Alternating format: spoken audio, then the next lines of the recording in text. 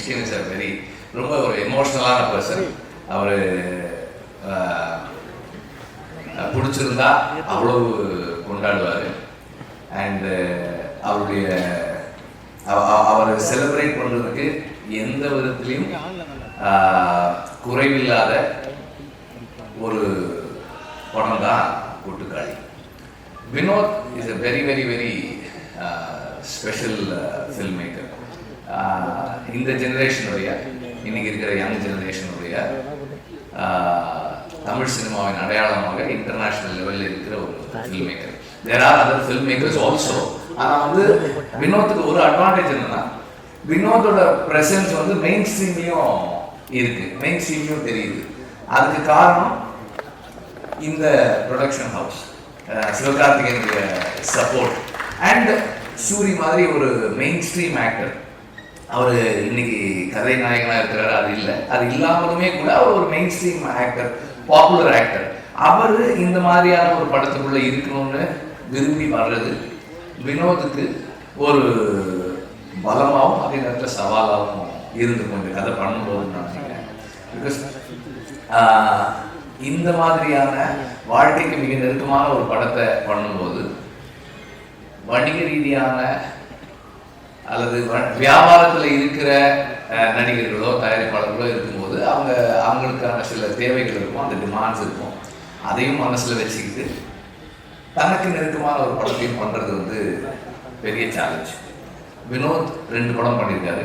2 படமுமே வந்து இன்டர்நேஷ்னலாக பல ஃபிலிம் ஃபெஸ்டிவல்ஸில் போய் பேசப்படுற ரொம்ப கொண்டாடப்படுற படங்களாக இருந்தது. 2 படமுமே அப்படிதான். கொட்டுக்காளியை பொறுத்த வரைக்கும் இது வந்து ஒரு ஃபெமினிஸ்ட் ஃபில்மா அப்படின்னு கேட்டால் yes, it takes the side of the oppressed, அதாவது பெண்களின் பக்கம் நிற்குது. சாதியத்துக்கு எதிரான படமானா கண்டிப்பாக சாதியத்துக்கு எதிரான ஒரு படமாகவும் இருக்குது. இது ஒரு இலக்கியமாக இருக்காருன்னா இலக்கியமாகவும் இருக்கு. இது ஒரு நம்மள மாதிரி மெயின் ஸ்ட்ரீம் ஆடியன்சஸ், வணிக சினிமாவை பார்க்கக்கூடியவர்களுக்கு நெருக்கமான படமாக இருக்கான்னா அப்படியும் இருக்கு. இதை சாதிக்கிறது சாதாரண விஷயம் இல்லை. இதை வந்து வினோத் ரொம்ப எளிமையாக இயல்பாக அச்சீவ் பண்ணியிருக்காரு. அண்ட் நடித்த நடிகர்கள் அல்லது இந்த படத்தில் சில பாத்திரங்களை ஏற்று செய்திருக்கிறவர்கள், ஏன்னா வந்து 3 பேரை தவிர யாருமே நடிகர்கள் கிடையாது, ப்ரொஃபஷனல் ஆக்டர்ஸ் கிடையாது, எல்லாருமே சரியாக பண்ணியிருக்காங்க. அப்புறம் இதில் இன்னொரு பெரிய துணிச்சலான விஷயம் ஒரு ஃபில்ம் மேக்கராக வினோத் பண்ணியிருக்கிறது என்னன்னா, இதுக்கு வந்து பேக்ரவுண்ட் ஸ்கோர் பயன்படுத்தாது. பேக்ரவுண்ட் ஸ்கோர் இல்லை அப்படின்றதால என்ன ஆகுதுன்னா இன்னும் வாழ்க்கைக்கு நெருக்கமாக போகுது. And there are a lot of ironic moments in the film. அதை நீங்கள் படம் பார்க்கும்போது அதை என்ஜாய் பண்ணுறது நல்லா இருக்கும். அந்த முரண்கள் தான் வந்து இந்த ஃபில்ம் மேக்கரை, இந்த ரைட்டரை ரொம்ப முக்கியமாக நம்ம கவனிக்க வேண்டிய ஒரு ஆளாக மாற்ற தன்மையை கொடுக்குது.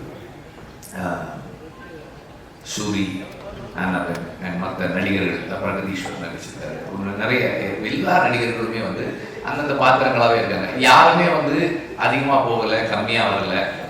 அண்டு படம் முடியும் போது எனக்கு வந்து அந்த நடிகர்கள் அந்த நடிகர்கள் இல்லை, அந்த இயக்குனர் இல்லை, அந்த கதாசிரியர் இல்லை, அந்த ஒளிப்பதிவாளர் இல்லை, அந்த யாருமே இல்லை. அந்த வாழ்வில் அந்த பெண்ணுக்கு என்ன நடக்க போகுது அப்படின்ற அந்த சிந்தனை மட்டுமே நம்ம கிட்ட இருக்கு. அந்த அளவுக்கு ஒரு நேர்மையான, எளிமையான, சிறந்த படைப்பு கொட்டுக்காளி. நன்றி.